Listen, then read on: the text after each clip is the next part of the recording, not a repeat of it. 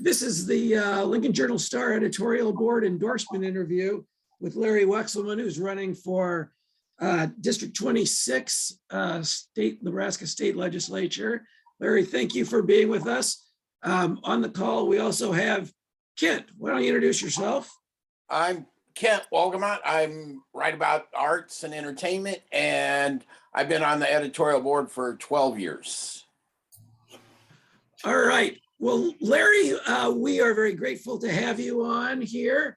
And this first question gives you the opportunity to kind of introduce yourself. And then I will tell you that the last question gives you sort of an open-ended ending in case you have a moment and say, wow, I wish I would have said that when they asked that question, or you've got something, some soapbox speech that we didn't get to. But first off, Larry, in this day and age, the legislature has not looked like a barrel of laughs.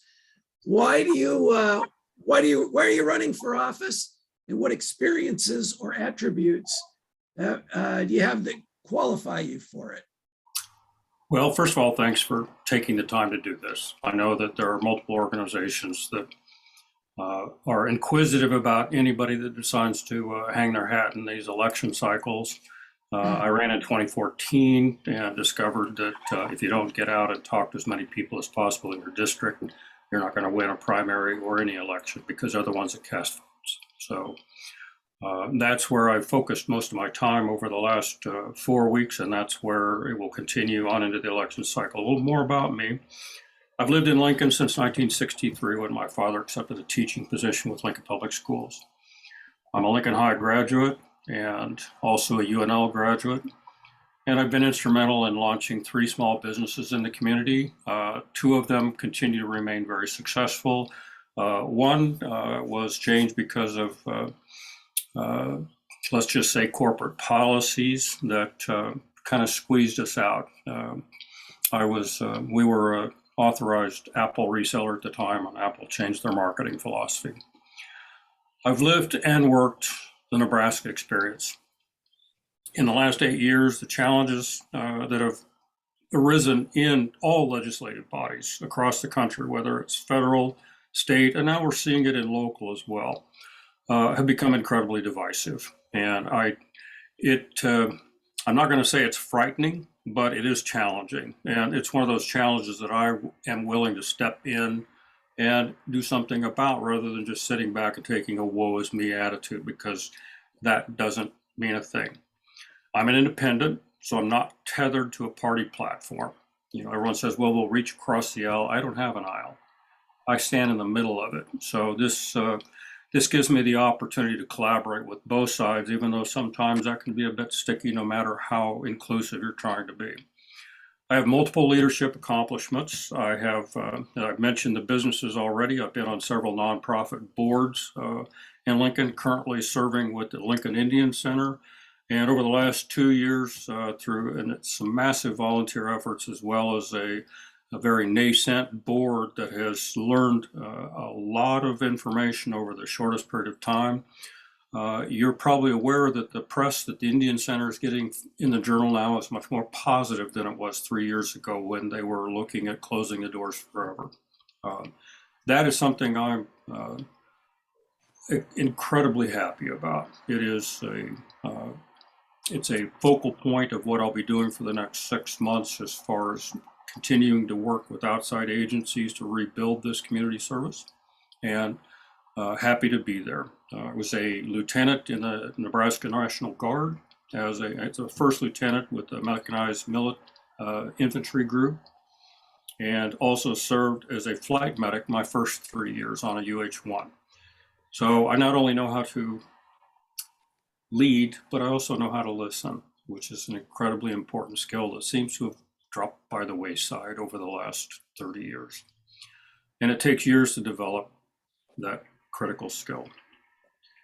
I've learned the most difficult, or I should say the first and most difficult task in solving problems is convincing the collective that says it can't be done, that it can be done. I'm analytically creative. I don't think outside of the box because I just don't live in one. I refuse to. I've got 4 adult daughters, 2 living and working in Lincoln, 1 in Seward, and 1 in Omaha. And they are probably they're the proudest accomplishment of my entire adult life. They have all done incredibly well. They are amazing people, and they keep me glued to current events. It's real easy to adopt that mindset of an older generation. When you do that, it's at your own risk. So that's a real brief synopsis to keep things under the time limits that I'm sure you're working with. All right, you're on pace, Larry. And we've been joined by Pat Sangemino of our editorial board. He's our Night City editor. So welcome, Pat. Morning, sir. So next question for you, Larry. Governor Ricketts and the legislature proposed measures related to land use, education, public health that sort of decrease local control, which has been a traditional Nebraska value. What's your philosophy on local control?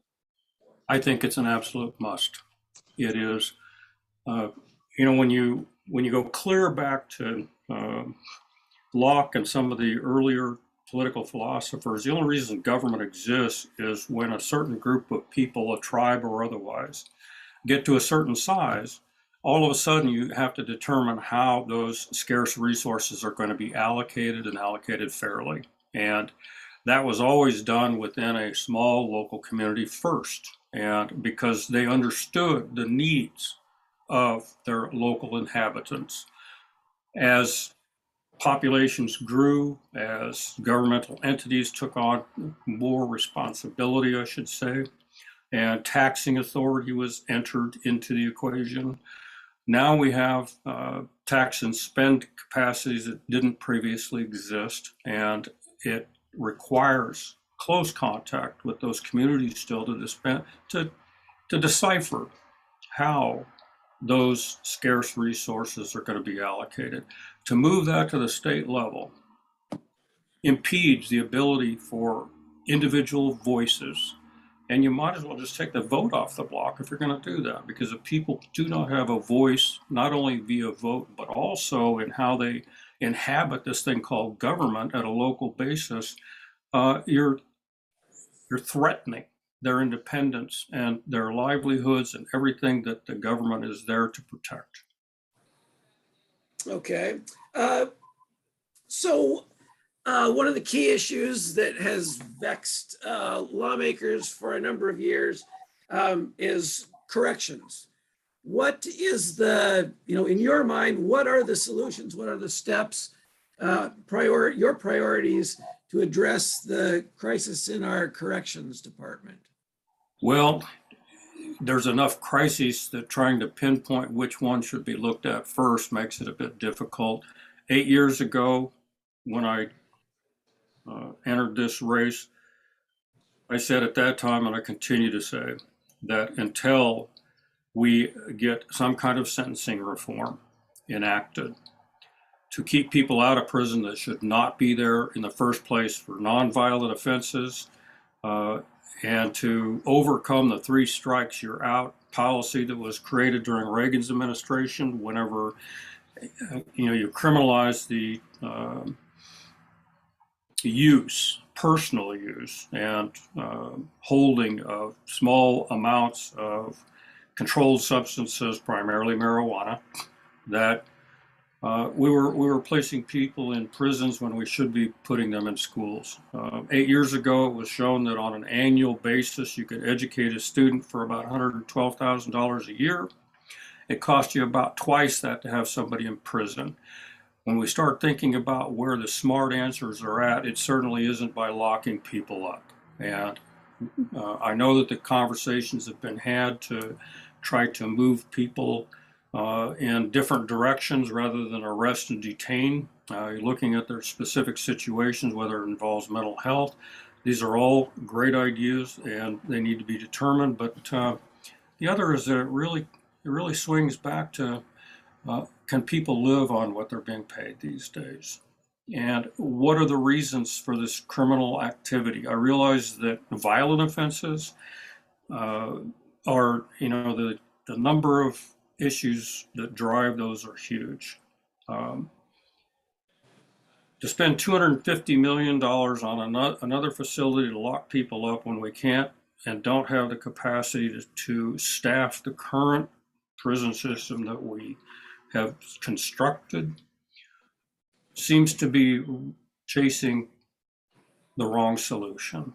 And I would look at a combination of creating living wage jobs so that people aren't fighting from month to month to either pay their rent or put food on the table, and to provide the community services necessary to make sure that they begin to not only live but thrive in their environment and have the capacity to take care of the children that they're working with.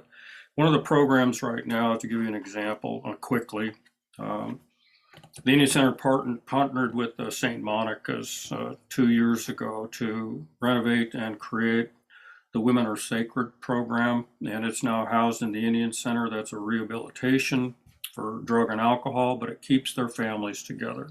In other words, these women are allowed to bring their children are 11 years and younger into the center.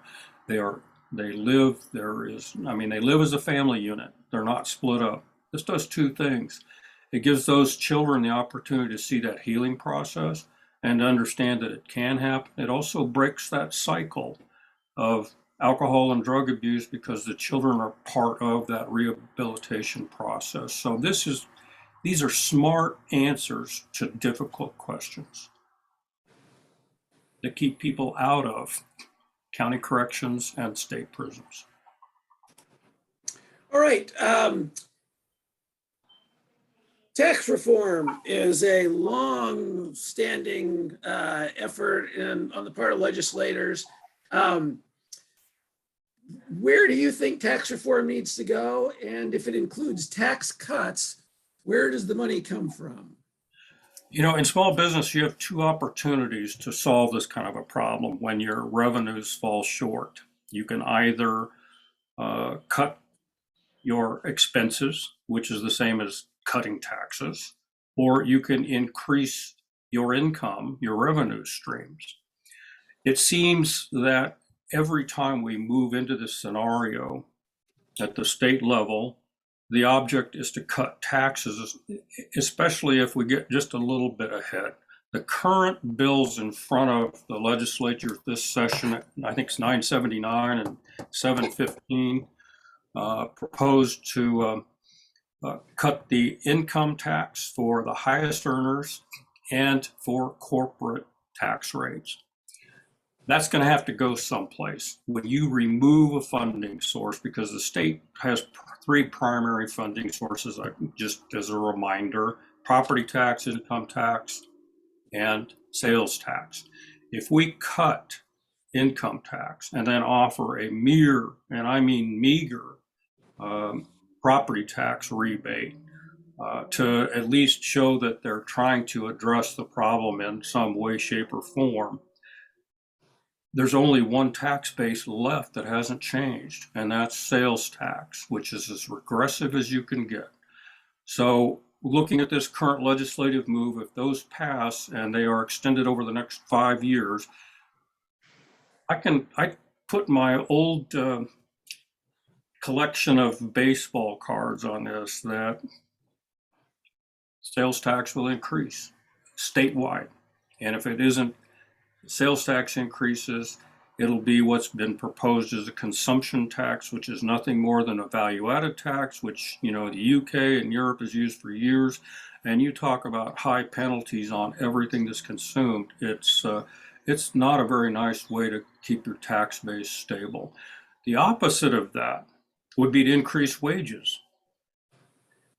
When you increase wages, the taxes on those wages increase. So while the level of income rises, it also keeps income taxes at a stable basis, and you can reduce that tax rate if you want to. But when you reduce the tax rate on a $9 an hour income earner that's already qualifying for $3,000 or $4,000 in earned income credit when they file their taxes hardly seems like a really smart way to try to resolve the problem. The other is to create new revenue streams, and my biggest suggestion there is to look at the third largest revenue generator for the state, which is tourism. It's hard to believe, but it is. And because that brings out-of-state money in, and it creates revenue streams that don't exist otherwise. I'll stop there. I hope I've answered your question sufficiently. I think so. So next question for you. Do you believe efforts to investigate the 2020 election in Nebraska are warranted? Do you support efforts to change the state's election laws and procedures?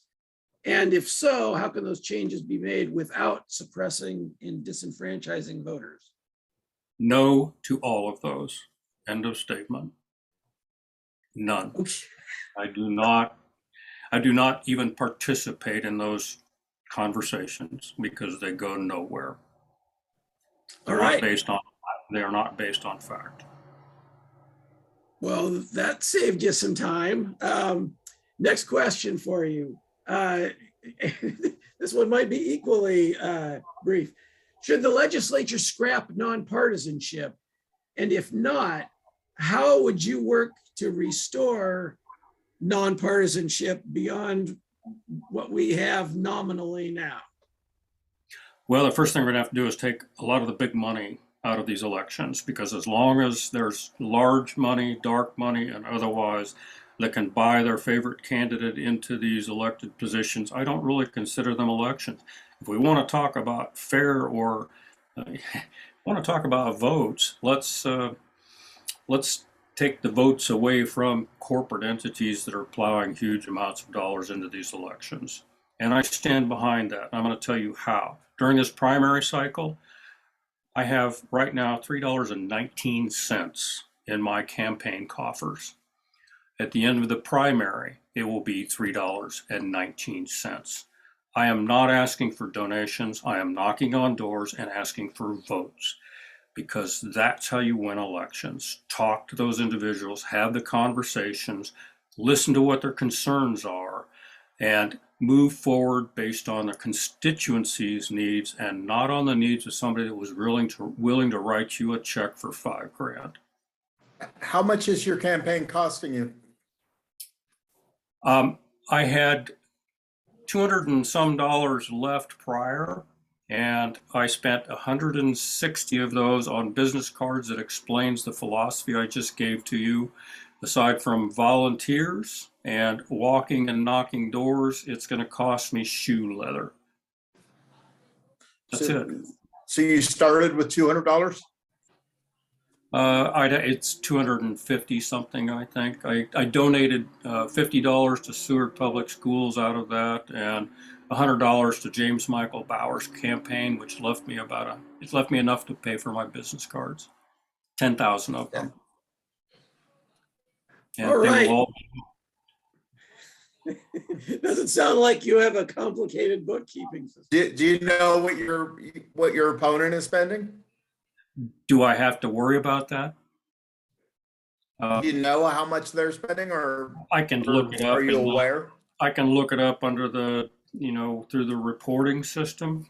But again, I had 4 large, when I say large, 4 feet by 40-inch campaign signs left over from 2014. They weren't dated. They're getting recycled. So, you may see those, but I didn't spend any money on them. What other individuals spend, what's it typically spent on? It's spent on the things that I've pledged not to do. Direct mail pieces, yard signs, campaign events. And who gets invited to those campaign events?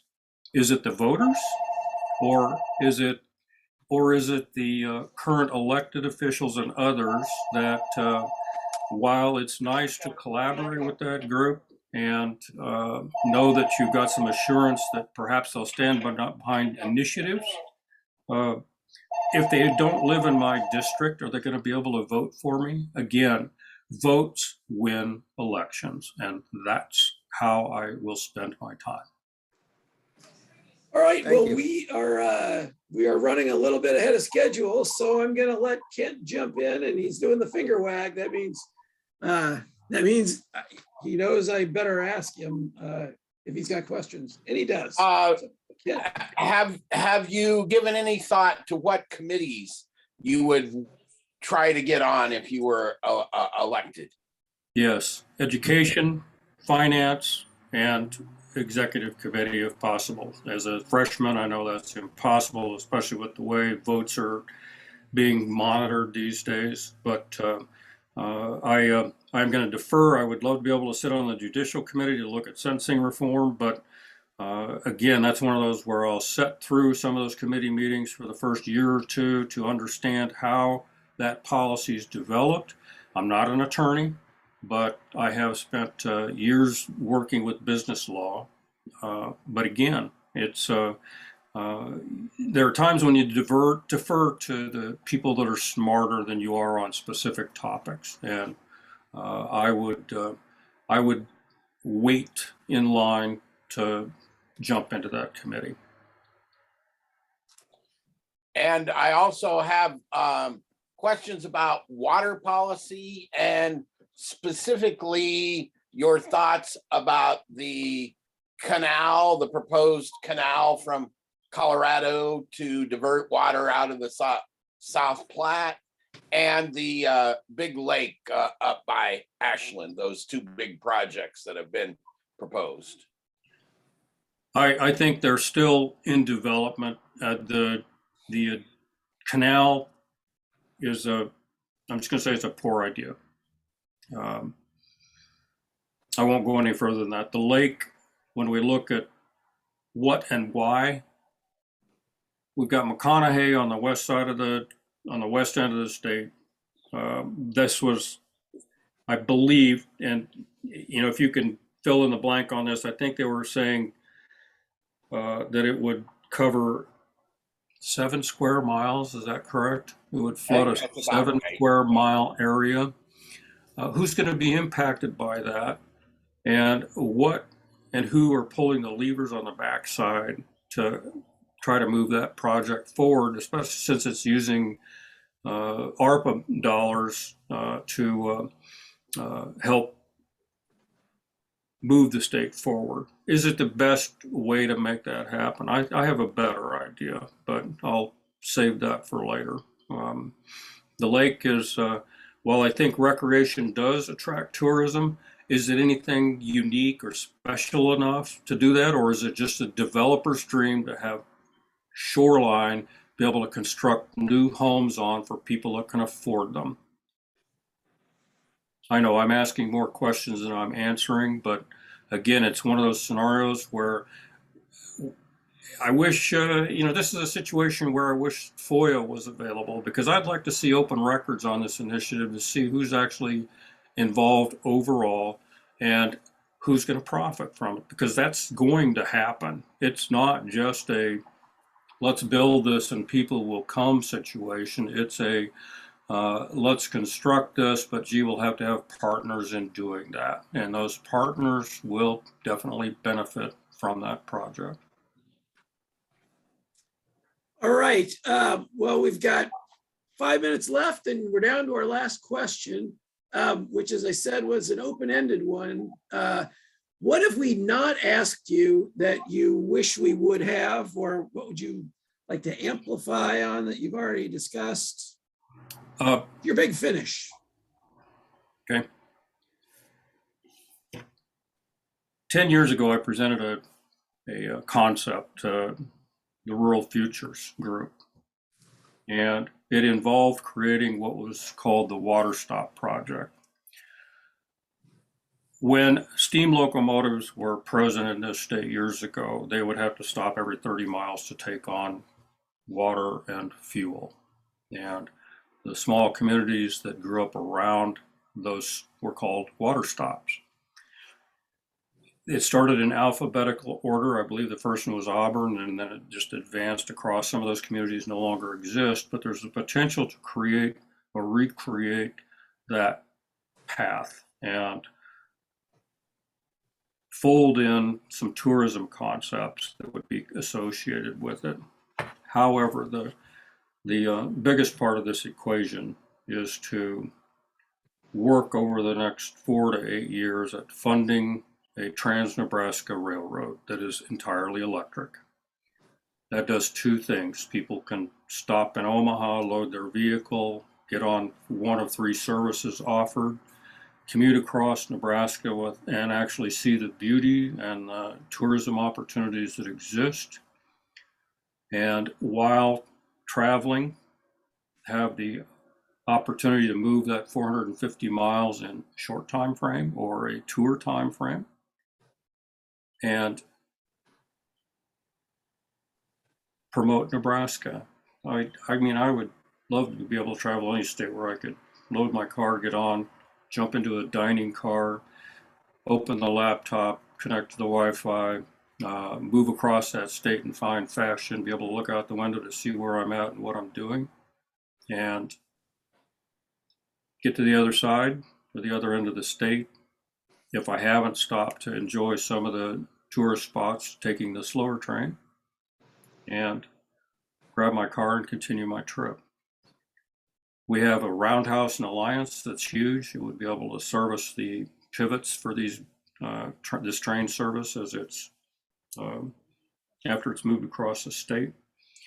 The other is that it creates the opportunity for wind farms to actually generate the power needed to run the service. So it's a green climate initiative as well. I know this is a big idea, but you know, if you can't, like I said, I don't live in the box, and it would create massive amounts of full-time, long-term jobs in trades industries that pay well. And when I say pay well, $80,000 to $90,000 a year is typical. Does that help solve an income tax or a tax revenue problem? It certainly contributes. The other is that it now gives local farmers a way to transport their commodities. You got a train rolling through a local community. Instead of having to load up bean trucks and move back and forth to wherever they're going, they've got a service now that would allow them to do so. This is the very abbreviated version of that presentation. I do have slides and pictures as well, but it's like I said, it's an unusual and unique concept. And if nothing else, I would work really hard to sell it because of what it would contribute to the state. You know, Adam Moorfield talked about doing one from Omaha to Lincoln. I think it needs to be a bigger idea. Current price for laying a high-speed rail is about 1.7 million per mile. As I said, I've been associated with the Indian Center for almost 3 years now, and I think it would be a really great way to recognize land that was acquired in a not so legal method by allowing tribal entities that previously owned land along this railroad easement that would be required to reacquire that property and then actually take an ownership stake in this railroad as well. So we speak back to a lot of jobs, injustices, and possibly some restorative justice for the tribal communities that were not treated fairly during the, let's just say, westward expansion. All right. Well, Larry, I appreciate that. I certainly wouldn't have gotten to a question on that last one. So I'm glad you brought that up. And we are at the end of our time. So I thank you for your participation. As I said, we'll be with the other candidates, formulate our endorsement. Our other editorial board members will be able to watch this video. But for now, thank you very much, both for sticking your neck out to run and for taking the time to talk with us today. I appreciate your time as well, and hope all of you have a great rest of the afternoon. All right. Thank you, sir. Thank you, and we'll see you later.